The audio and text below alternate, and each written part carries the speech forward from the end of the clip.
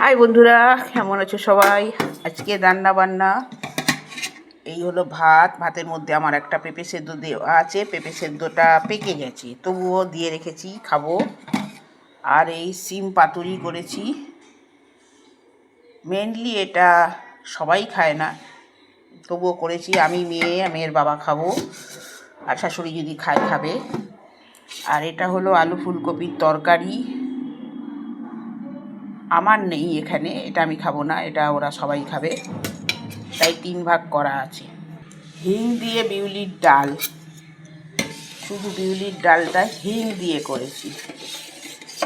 এই হলো রান্না।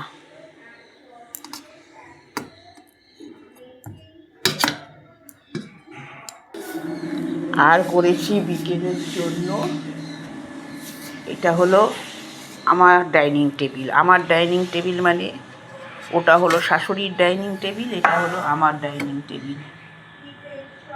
এটা হলো রাত্রিরে, আজকে বৃহস্পতিবার, পরোটা হবে, তাই হচ্ছে এটা সাদা আলুর তরকারি। আর এই হলো বেগুন ভাজা, এটা সম্পূর্ণভাবে আমার।